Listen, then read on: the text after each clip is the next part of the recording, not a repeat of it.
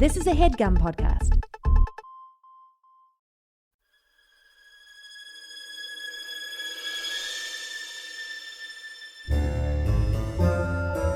Oh, yeah. Welcome to A Funny Feeling Podcast. I'm Betsy Sidaro. And I'm Marcy Jarrow. This is a podcast where comedians tell us their paranormal experiences, and we listen to yours as well. Oh, yeah. And if you have one of these paranormal experiences that you want to share with us, please email it to us at funnyfeelingpod@gmail.com. Now get cozy. And prepare yourself to be scared silly. This is a Funny Feeling podcast.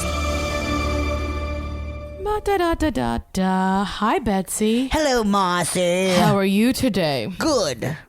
I'm going to tell you about something that I have never heard about before. Shit. But Google told me about it. Oh, and in fact, shit. I basically just ripped off an article.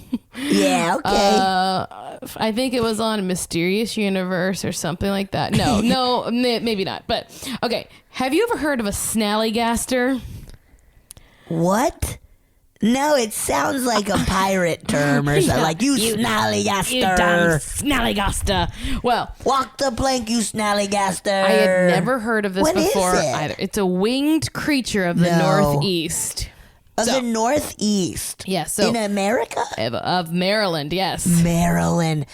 What's it called again? A Snallygaster. You ready? Whoa. Okay. So for centuries, a large winged beast known as the Snallygaster is said to have terrified the people of Frederick County, Maryland. Huh. Get this. The dragon-like beast is described as being a half reptile and half bird that lives deep in the caves of the South Mountain. It's an ostrich. You think it's an ostrich living in a cave in Maryland? 100%. Honestly, scarier than a Snallygaster. Horrifying. The mysterious creature is said to swoop silently down from the sky, stealing farm animals and children from unsuspecting farm folk. What? So in the 1730s, the area was settled by German immigrants who called the creature a Snallygeist, which means quick spirit in German. Ooh. The earliest folklore mixes... Poltergeist. Well, is that German? Geist. It's ghost. Geist is spirit, yes. So polter means something else. Okay. The earliest folklore mixes the half-bird features with nightmares features of demons and ghouls. So far it's sounding like a bird. Birds are horrifying. They're very scary. Other descriptors describe the beast as half reptile, half bird with a metallic-like beak lined with razor-sharp teeth. Ew. Sometimes it's described as having octopus-like tentacles. No. What? No. Where? Hanging beneath it so it can grab your children. Ew. The earliest stories claim that this monster sucked the blood of its victims, which makes sense. Yeah. Birds will do that. Yeah, they're nasty. A little booby teeter. Booby teat. Birds are named boobies. Wait, what? Birds are named boobies. Bluefooted booby. Yeah, they're named boobies and tits. A titmouse, that's a bird. Isn't that a mouse? No, a titmouse is a bird. I thought it was like a smaller mouse. No, a titmouse. I thought it was a mouse with big old jugs. It's a sexy. Wait, a titmouse is a bird? Yes, dude. You sound crazy. I have to look it up. You're gonna eat shit in a moment. Get ready to eat some shit, Okay, let's Betsy. see if I eat some shit. I'm taking my pants down to take a big dump. Let me see. Oh, fuck. You eat my shit pie. I'm eating your shit right now. Eat my shit. Okay. It's a fucking bird. I know my fucking titmice. Shit, it's from the tit and chickadee family. There is a bird named... There's a... Wow, I'm blown away. Okay, I'm sorry. Save that for our birding podcast. Oh, yeah, we're starting a bird podcast. And it's just as scary. It's horrifying. We're totally more afraid of birds than the Snallygaster. Absolutely. Okay, sorry, keep going. Okay, we're about to get crazy. So the Snallygaster has one widely known enemy called the Dwyo. The Dwyo is reported to be a mammalian bipped. I don't know what that means. Bipped. Oh, I know. Okay, I'm dumb. I just pronounce biped as bipped. As bipped. Oh my God. That is so funny. A bipped? Says here humans are bipped. Honestly, if you came here looking for anyone who knew one goddamn thing, you're in the wrong spot. I just learned a titmouse is a bird. Okay. The Dwyo is reported to be a mammalian biped with features similar to a wolf. But the stance and stature of a human. The Dwyo and the Snallygaster have reportedly had vicious encounters dating back to early settlement in Middleton Village. For years, the Snallygaster lived only on the pages of folklore until 1909, when stories of the beast began to appear in newspapers. Shall right. Keep crying about the bipped. It's just like, I feel like a biped should have had crazy when you have that happen to you. Biped should have had like a dash in it, right? Like it shouldn't. I guess. Yeah. Or like bipedal or I don't know. Whatever. I hate myself. I'm gonna die. Don't. Okay, so February, March of 1909 encounters. Okay. Blah, blah, blah, blah, blah. I messed up. Encounters between local residents and the winged creature in February and March 1909 described it as having enormous wings, a long pointed bill, claw-like steel hooks, and an eye in the center of its forehead. Yeah. Furthermore, it was said to make screeches like a locomotive whistle. Ew. A February 1990 article claimed that a man had been seized by the winged creature, which proceeded to sink its teeth into his jugular and drain the body of blood before dropping it along a hillside. The story was carried prominently in Middletown, Maryland's Valley Register, and soon spread far and wide, so much so that the Smithsonian Institute offered a reward for the hide, and the U.S. President Theodore Roosevelt, old Teddy Rose, reportedly considered postponing an international trip to personally hunt the beast. What a wild time to be alive. I know. Teddy Roosevelt. Teddy. Hunting beasts. Whoa. Okay. In early issues, the flying beast seemed to be everywhere at once. In New Jersey, it was reported that the footprints were first discovered in the snow. What? In West Virginia, it was said that the flying beast almost caught a woman near Scrabble. Is that even a place? And was found roosting in a farmer's barn and laid an egg the size of a barrel near Sharpsburg. What? A man in Casstown, Ohio wrote a letter to the Valley Register telling of a strange creature that flew over his area making terrible screeching noises. Jesus. He described it as having two huge wings and a large horny head. So horny. And a tail 20 feet long. What? In Maryland, it was first sighted by a man who operated a brick burning kiln near Cumberland. Ah, yes. Brick burning. It spied near the kiln, sleeping. When it awoke, it emitted a blood-curdling scream and angrily flew away.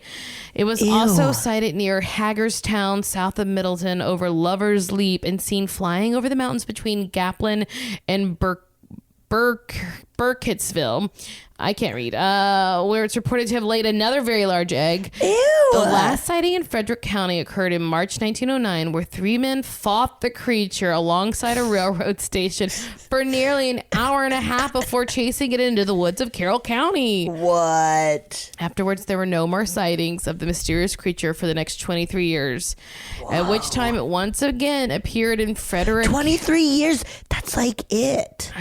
Yeah. Every 23 years. Well, I think we get to that in this, but that it has like a resting period. So the first, it was seen just below the South Mountain in Washington County. It was surmised at the time that the life expectancy of the Snallygaster was estimated at about 20 years. The new sightings were from the offspring from the barrel-sized eggs. Yucky. At this time, the Middletown Valley Register requested that local residents who spied the creature should provide as accurate and detailed a description as possible for scientific purposes.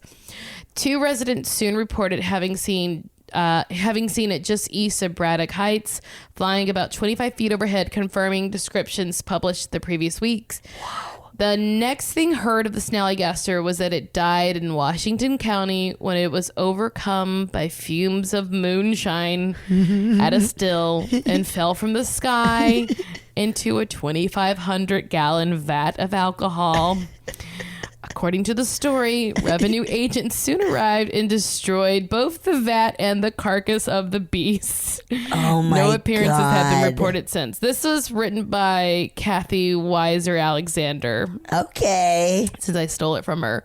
Nice. I have a theory, though, well, I don't know what it is, but I do think that the agents who said they found it over a distillery just wanted to seize and drink that moonshine. Because it was we're gonna go in there and take care of it. Oh, wait, boy. when did that happen? That was in 1909. So that was before Prohibition, okay. Right? Yeah. Wow. That's fucking crazy, though. What's it called again? Snallygaster. And the Dwyo. That's wild. A biped. A biped, wolf-like creature.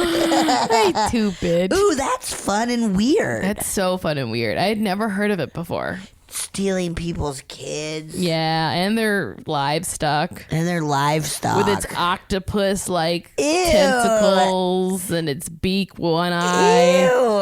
Nasty. Like, I could just imagine, I want to draw this creature. I want you to draw it. I want you to draw it like one of your French girls. Like one of my French girls. Oh, man. Well, hey, guys, if you have any bipedal stories of weird cryptids. Yes. Ghost stories.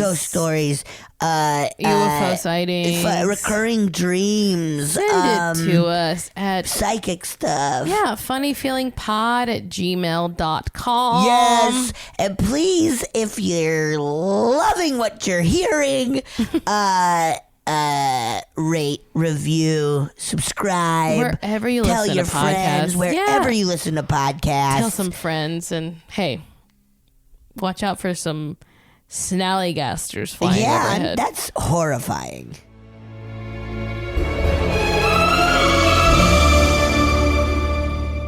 Betsy, I am so excited for our guests. Me too. I'm so pumped. Now we've completed our crossover with the Bigfoot. I just did. I told you I messed up. Bigfoot Collectors Club. Yes. And from Pretty Little Liars. Oh God, Bryce Johnson. Yay. I psych myself out about You names. really do. That's You're okay. getting in your head. You should do it from now on. Nope. Yep. Hey, it's all right. You get pumped and... I get so excited for Bryce Johnson to be in my living That's not room. what I meant, actually. I was like, I'm so excited to see me. You just missed. That happens all the time. I get it. I totally get it. Happens. Thank you so much for being on our podcast. Oh my God, it's my pleasure. Yeah. Yes. I did. We both did yours recently. Yeah, you guys, I know. You guys were, so much fun. tremendous. Yes, it was so fun. Yeah, she was So our much last fun. guest. Yeah. Yeah, we had a great time. I love it. So tell us so fun. about Bigfoot Collectors Club. How did you guys start that? Well, so Mike McMillian and I, we met, the first time we met was a long time ago. He wrote one episode for What I Like About You, and I was cast in it. And that's not when we really met, because I don't even recall hanging out with him or talking to him too much. But about I think it was three years ago or something, we did a show called Major Crimes together. and it was like a it was like a celebrity survivor thing, and we like played these like contestants that were like, you know, competing on some reality game show. Yes. But anyway, Mike was like, I saw your movie Willow Creek, which is a found footage Bigfoot movie, directed by Bobcat Goldthwait. And then, God, that's so fun. Yeah, something I'm really proud of. And he was like, I loved it. And I'm like, oh, cool. And he's like, do you like UFOs and anything? And I was like, dude, I mean, you have no idea. And then from love there, UFOs. Yeah, I know. I fucking love them. I think they're sick and dope. Sick and dope. And so, I mean, I think that kind of like started an immediate friendship. And then like after the show wrapped, we went to Frank and Son's Toy Collectibles, which is this huge like warehouse of like independent toy vendors like in Pomona. And you know, he bought some Star Wars things and I bought some Pulp Fiction figurines, but I'm a toy collector as well.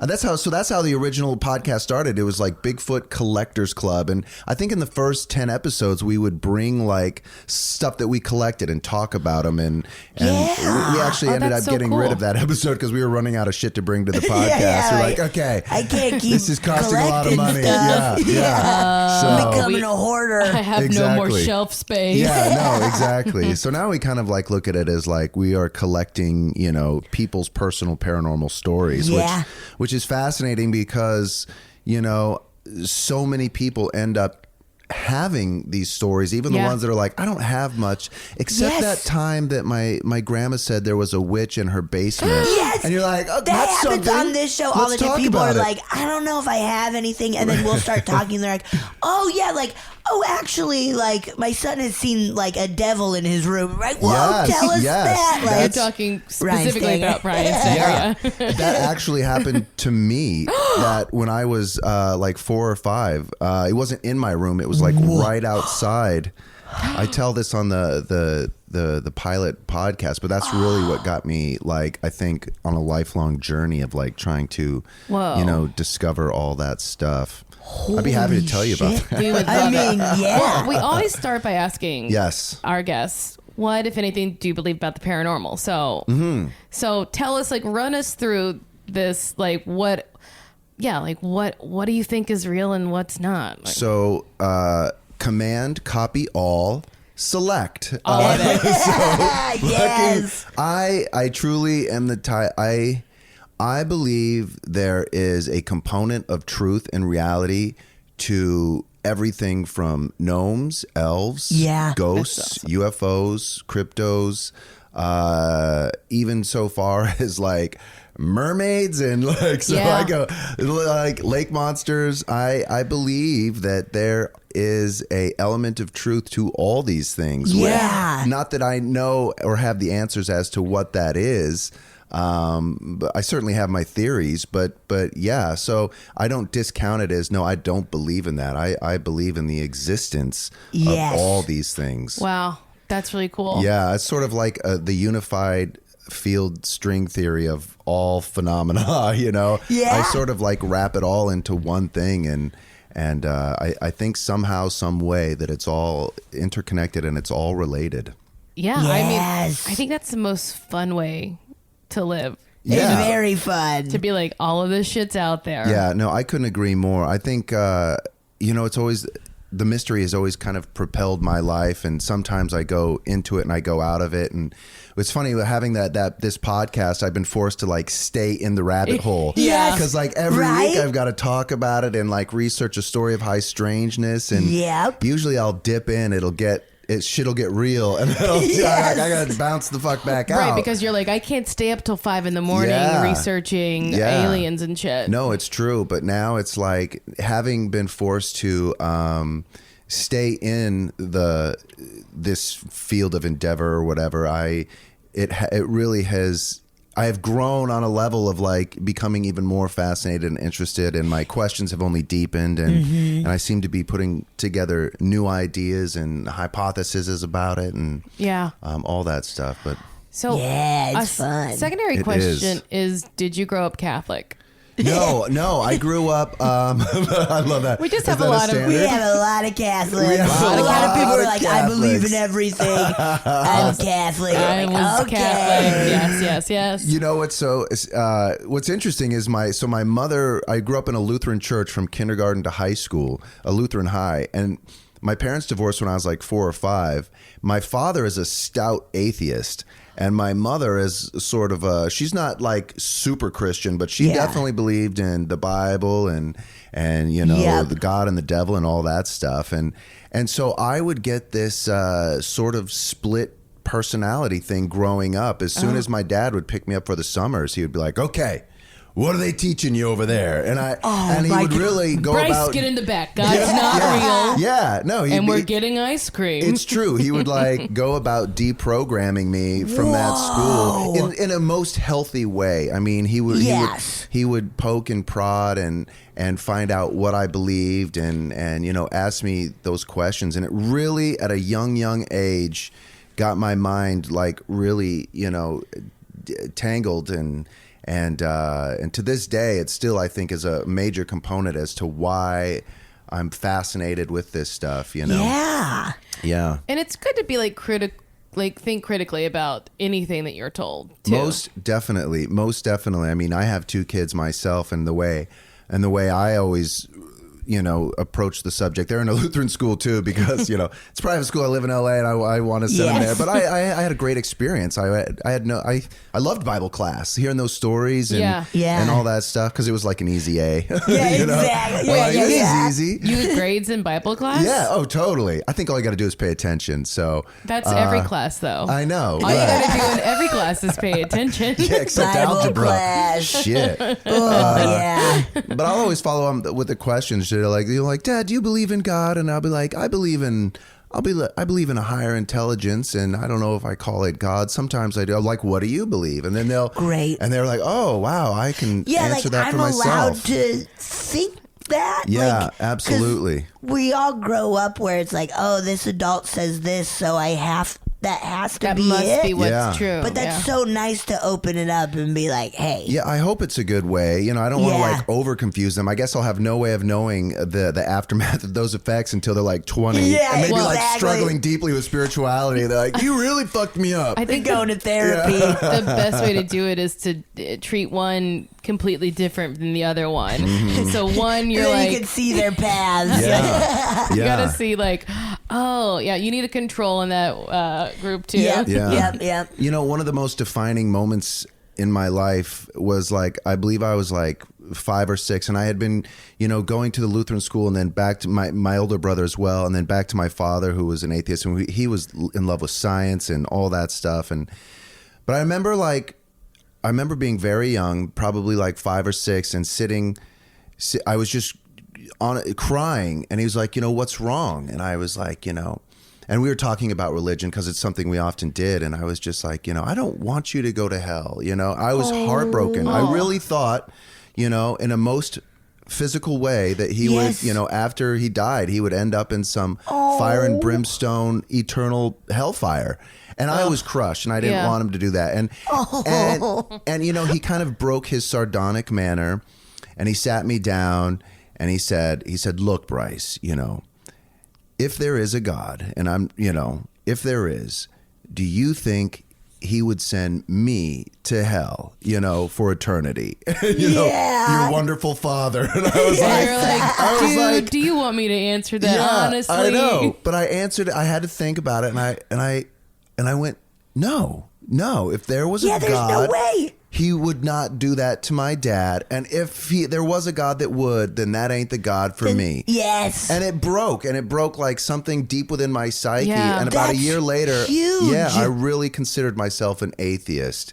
And I went his direction. I've come full circle, or a 180. I don't know where I am actually. What degree? 270 or something. But And so from then on, I I was like, I really took back the power of my belief. And it was like so empowering for me. And even being I remember in high school at my Lutheran High in Denver, they would call me, it was just so funny. They'd call me Monkey Boy because I was like believed in like some sort of evolution. They related to Darwin and evolution. So crazy. Very into the Scopes We played trial. you guys in soccer. Oh, are you serious? 7th High. Holy shit. I'm from Breckenridge. Oh my yeah. God, that's wild. Yeah. Yeah. That's a trip. That is so wild. Yeah, Lutheran High, Denver. That's wild. I had a friend who moved and went there. Yeah. Andrew Loptine. Oh my God. Wow, no, huh? No, yep, But that's fair enough. That That's is so wild. When you said Lutheran Trippy. High, I was like, well, there's one in Denver. Yeah, that's where I went. Holy yeah. shit. That's a Sorry to trip. interrupt. No, That's, don't. Bitter rivals. Look at that. Rivalry. Yeah. Let's do a soccer match right now. Yeah. That's huge Yeah. to have had that happen at so young of an... Because I feel like I just had it happen a few years ago where it's like, wait a second, I don't... Yeah. That's not a God I would want. Like, Being able to reconcile that. yeah. And I think I still struggle with where I haven't concretized all my beliefs quite yet. So I still don't know where I am. Well, I'm still in the dark and asking questions. I think it makes sense that like as we learn more and experience more that our beliefs change because we're just understanding things on a deeper level, hopefully. Yeah, well, I think that's a healthy sign of intelligence. Is to take in new information, take in observation, and with the power of your own reasoning and observations, come up with your ideas and not just like take everybody else's. I think that's important. Yeah. That is, because it's also in the end that idea of like loving yourself. Totally. It's huge. Yes, absolutely. Marcy, Yes. I've been trying to tell Marcy she's got to love I herself. don't buy And it. she don't buy it. Sounds like a Like bunch self-hate is so much funner. Yeah. Go to Costco and sell that shit outside. I try. I've tried. Oh man. So you said as a my God, child you yeah. saw the devil outside your bedroom? Yeah, well, I have a different theory about what it might be nowadays. I don't know. But I'll tell you the story. Ooh. So I was like, after my parents had divorced, I was living in Denver and my mom, we had just moved into a very suburban type neighborhood and it was a new house and I didn't know any of the kids, but I remember it being on a cul-de-sac. And so it was like around like the first month we were there. And I remember getting together with a couple neighborhood kids. They ended up somehow in my driveway.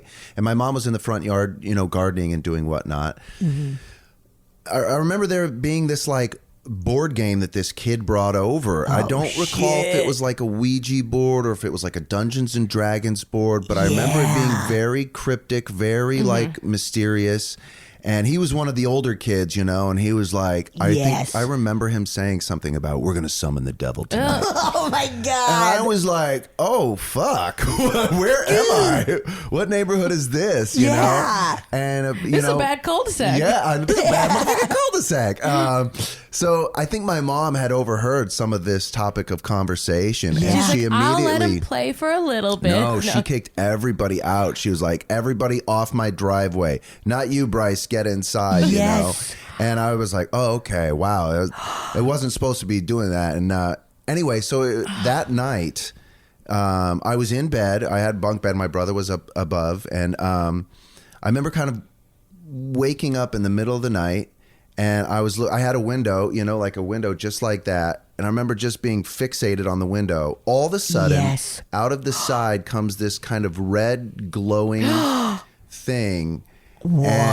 And it just stopped profile, and then the head sort of just turns into me, and with these yellow kind of glowing eyes just peered at me for what seemed like an eternity. Oh my God. Before it turned back into that profile. Everything very slow and calculated and moved off. That is so spooky. It was so spooky. I didn't sleep that entire night. You couldn't. Of course not. I was devastated. And I told this to Michael. It reminded me of there's a ham out there called the deviled ham or something. They sell like it's tuna, but it was very archetypal devil with the horns and the red face and like what as a kid you would imagine the devil to be. Right. And sometimes I go back and I was like, maybe that was a kid wearing a mask, but what would he be doing in my bedroom window at 3 a.m. and how would he get that glow? The whole thing was very mercurial, very like watery, glowy.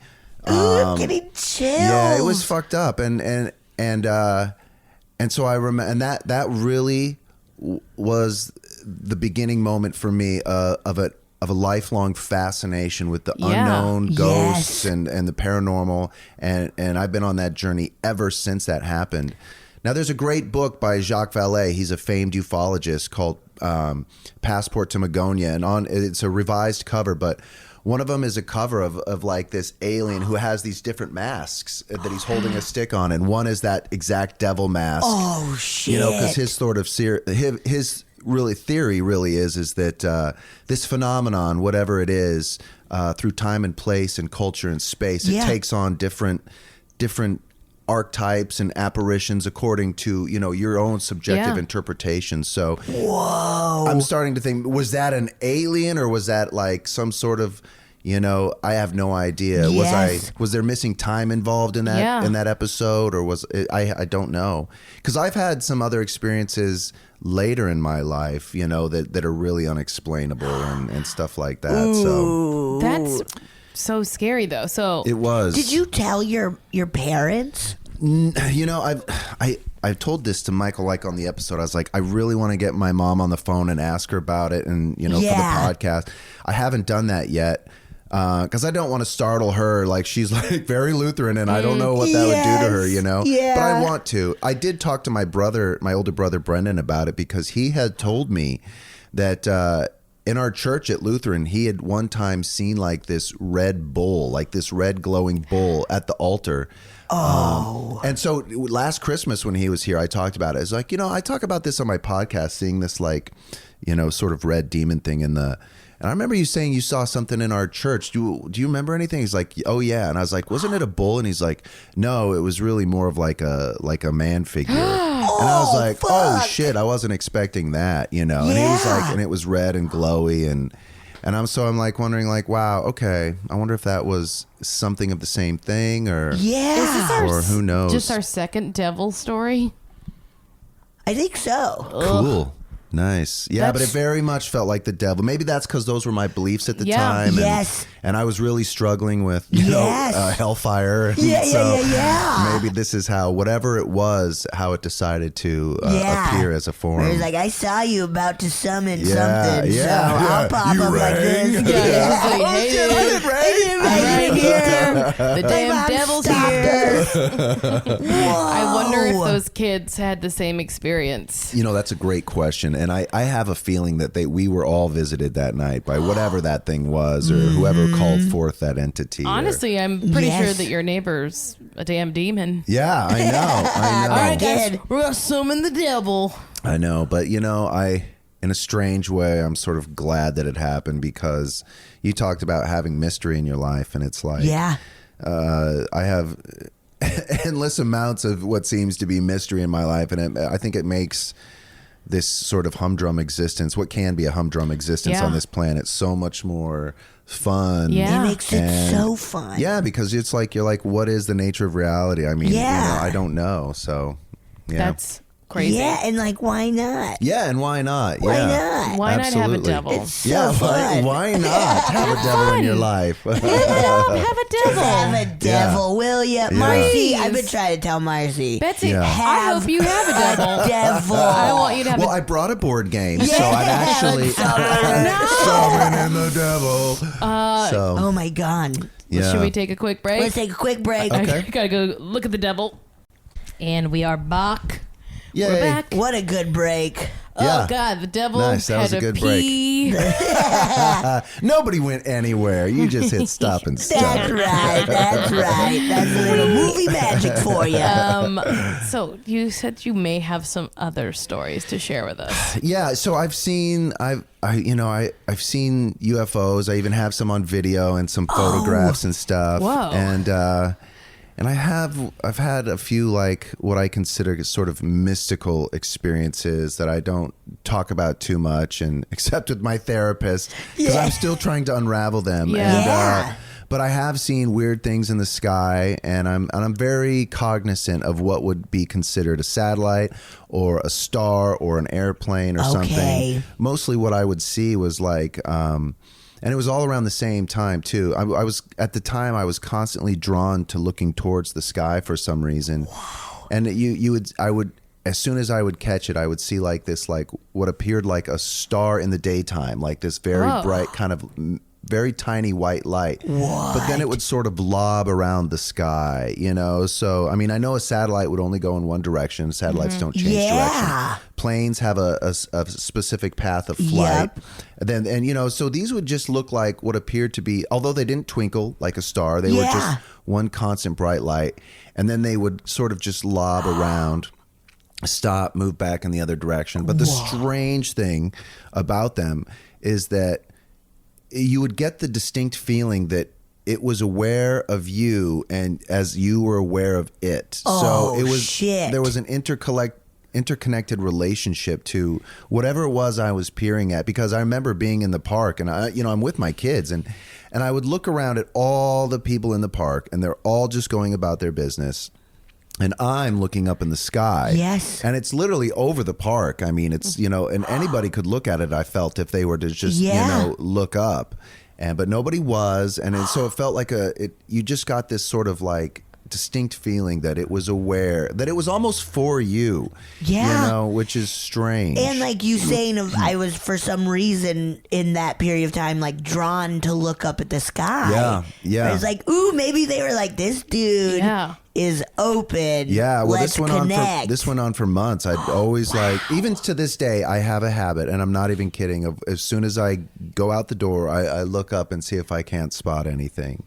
Whoa, I'm gonna start doing that. Yeah, you'd be surprised. I think because I think there's an interplay of connection. If you're like, you know, I think these things exist on some sort of, you know, collective unconscious level, to that there is an interplay between the observer and the phenomena. Yes.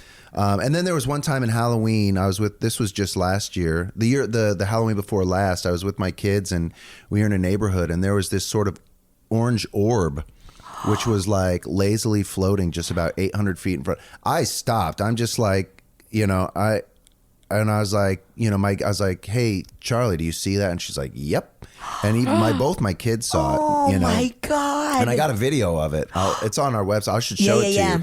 But it just, it's like this orange orb and it's kind of just like pulsing. Whoa. And so, you know, I was like, you know, is that like a fucking lantern or like, that's the only thing I could think of, but it was so spherical, so pulsing. And again, you had this distinct feeling that it was aware of you being aware of it. And then, so I get it on camera and then I record it for about 4 seconds and then it just shoots off straight up into the air. Oh my God. Yeah, it's a trip. And then That's wild. Yeah. And so I was just kind of stuck there. My wife's like, let's go. And I'm like, there's this. She's like, oh. Yeah, we all saw the orb. Let's fucking go. There's something out there, but we have plans. Right. We got houses to hit. Oh my God. I've become this guy in my household. My daughter, she's so like, oh, you're going to go talk about Bigfoot today? You're going to go to another paranormal podcast? I'm like, yes. Yes, I am. Busted. I have no idea what effect it'll have on them. Yeah,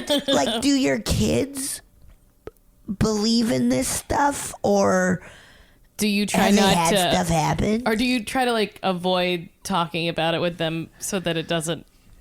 You know, kids can get freaked out. Yeah, they can't. I'm very aware of them getting freaked out. My son is fascinated with Bigfoot and Yeti and stuff like that. Cute. He collects them, and you know, so I think, and then my daughter takes a more of a skeptical approach, you know, which I think is interesting. Yeah. You know, I think that comes from her mom, my wife, who's like, you know, about all this stuff, which I kind of love, you know. It's,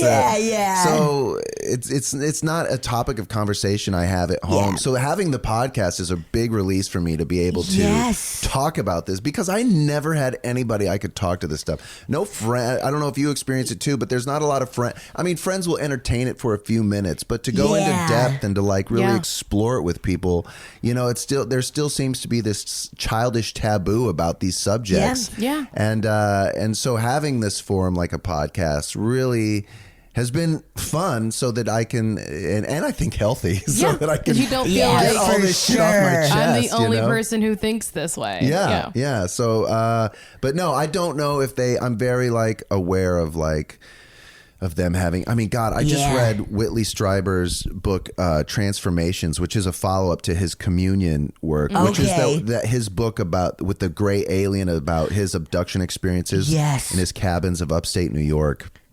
And in his book Transformation, I mean, he had a 7-year-old son at the time who also had experiences with what he called them the visitors, you know, and so that was like. In his retelling of those situations, it was crushing for him, you know, to have involved his family within these things too. So I'm very like aware of that, and I don't want to like bring anything home. Yes,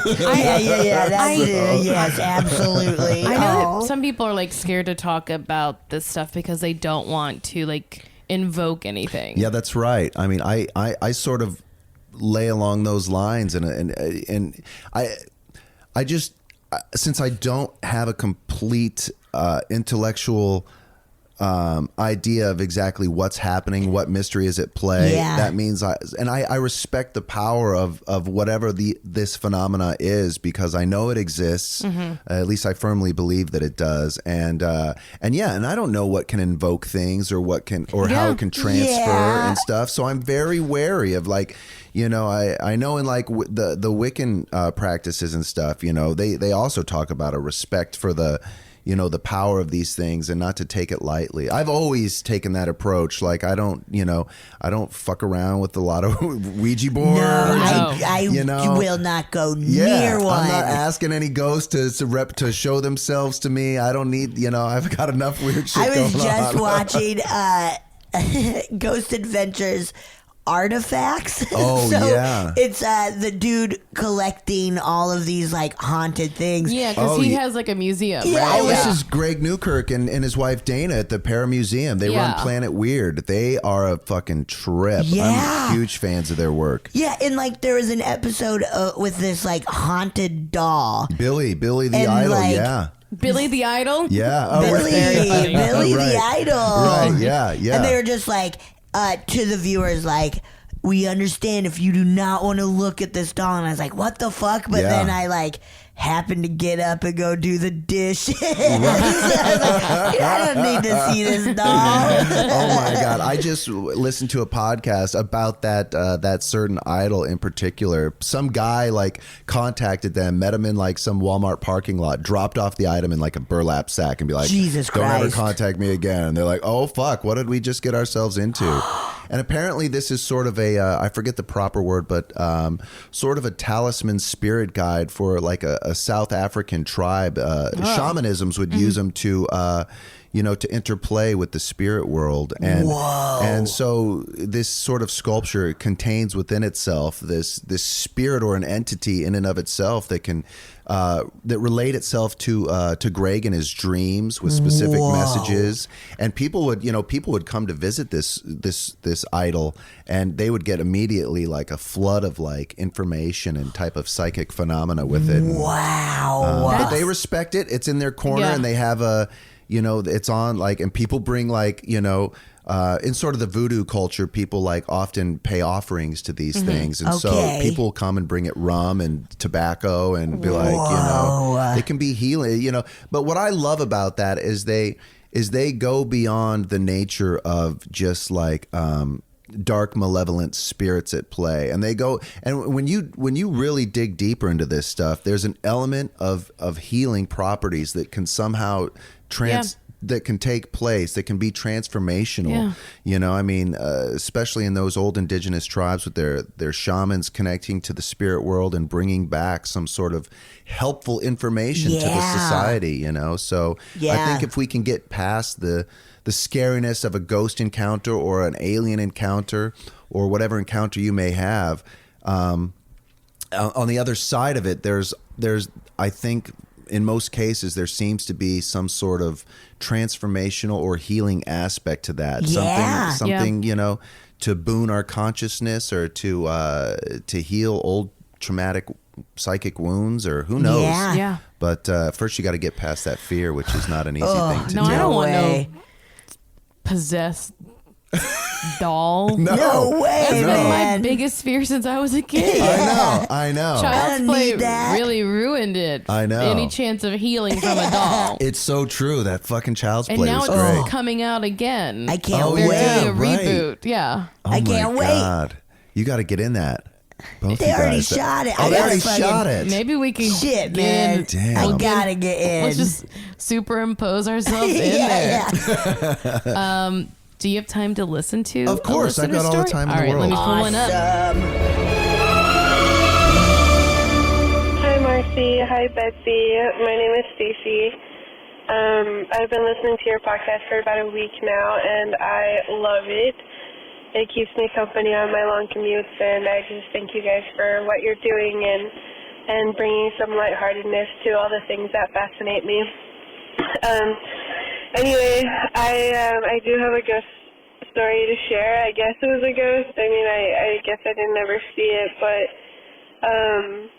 I grew up in a very religious household in southern Utah, and this was right around the time that Paranormal Activity, the first one, came out in theaters, and I was warned by someone in my church that, like a person of authority in my church, that if I were to watch it, that I was inviting an evil presence into my life. And so I, of course, was in a very rebellious stage, and I did not listen to that warning. And I went and watched it with a friend, and the next couple of days I was kind of, constantly watching my back. I was really afraid that what he said would come true. Anyway, like nothing happened. And I was living it with my sister at the time, and I got home from work, and it was about the middle of the day, and I used my key. I walked into the front room, and immediately I just felt like something was wrong. Like this feeling of dread, and like this horrible, unwelcoming feeling, and no one else was home. And so I backed right on out of there, and I closed the door and locked it behind me, and called my sister, and I asked her, like, hey, where are you guys, acting like nothing was wrong. And she starts crying, and she tells me how her young son, he would have been like 3 or 4 at the time, and then she also had an infant, which was maybe 3 or 4 months at the time. And she told me that she was editing photos. She's a photographer.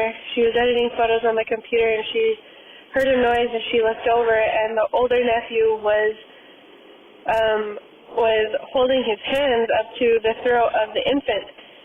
And she obviously freaks out, like, what are you doing? Like, why would you think that that's okay? And at some point, while she was kind of reprimanding him, he said, he's like, I didn't mean to do it. He told me to do it. I didn't want to do it.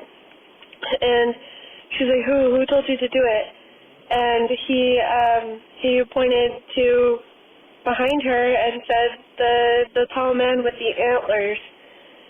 And so my sister did not even bother grabbing shoes, but she hightailed it out of there pretty quick and took my 2 nephews with her.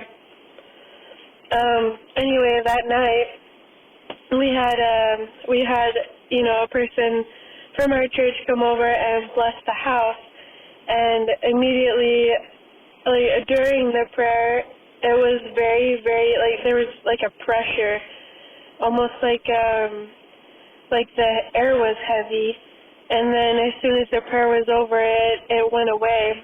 And what I didn't know was that during the last few days, since I had watched this movie, my nephew was whispering to himself a lot, and drawing pictures that were depicting a man with antlers, and all kinds of things. After that, we didn't hear anything from him about this man with antlers or anything like that. But it was enough to keep me from watching those movies for a very, very long time. And even now, when I watch different movies that revolve around like the spirit world or like demonic presences or like possession, I still get a very eerie feeling, and I still, it's always in the back of my mind. But anyways, thank you guys for what you do, and I have more stories, but I'll send them on separate voice recordings because they're kind of long. But anyway, thanks so much. The antlers fucked me up. That's fucking great. The man with antlers. Yeah. Stacy, that was really fucking scary. Yeah, that was awesome. That was horrifying. I've heard a lot of listener emails and stuff, but that one was a good one. That was really good. I love so much about this. One of the things I love about it, she's like, I'm done watching movies like that, but now I'm listening to your podcast. yeah. It's like you guys are like, the gateway back into this stuff for her. She's like, I can deal with Stacey, you two. I gotta tell you, Paranormal Activity 3 is incredible. You gotta watch it. It's unbelievable. It may cause one of your nieces or nephews to kill another person. I promise you, it's worth it. It's worth it. There's an oscillating fan scare that is one of the greatest scares I've ever seen in cinema history. No way. I might have to check that out. It's wonderful. My wife won't watch that shit either. I'm even pretty like, okay. I have a hard time. Like, Betsy is one of my dearest friends, and so I think when we first started becoming friends, I pretended to like them more. Right. Yeah, you would always come to horror movies with me, and then you'd always be like, I don't like this. I'm like, wait, that's what? a sign of a good friend. I just was like, I gotta be friends. But I do. We can go get food. I love to eat too. All right, but I do like them, but I always have that feeling of like, oh no, this is gonna be bad. Yeah. Like, it just makes me like, wow, yeah. Well, because I think there's a direct link, and she even said it. She was like, I was afraid that I would like invite something. I think we still.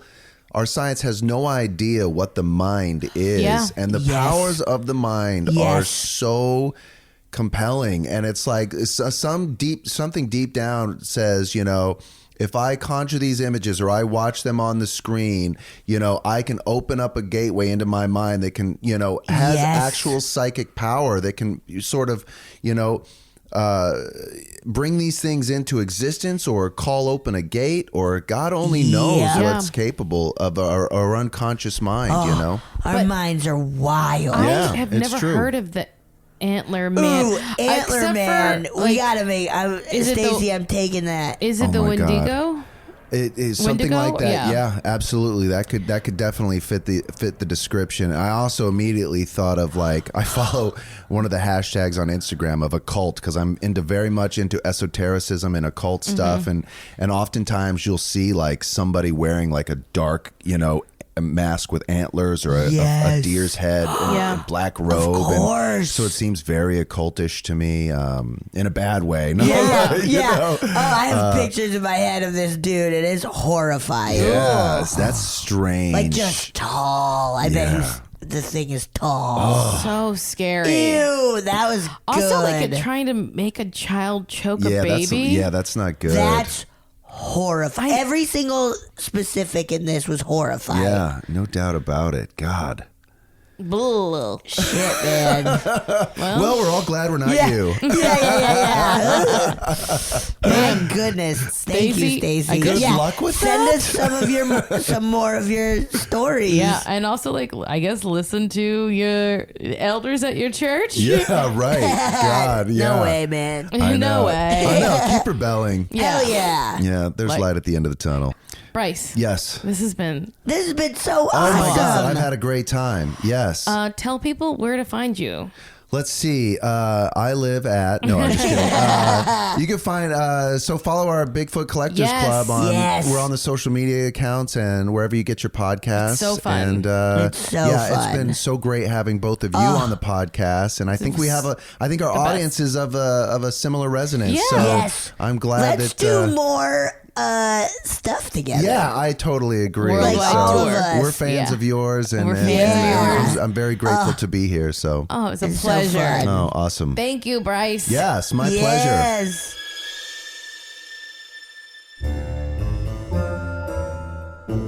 Oh yeah, thank you so much for listening to A Funny Feeling. If you have a paranormal experience that you would like to share, please send us a voice memo, or you can email us just a letter at funnyfeelingpod@gmail.com. I'm Marcy. I'm Betsy.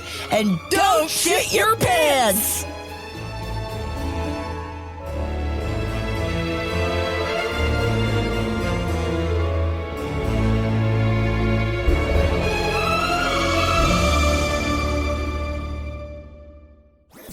That was a HeadGum podcast.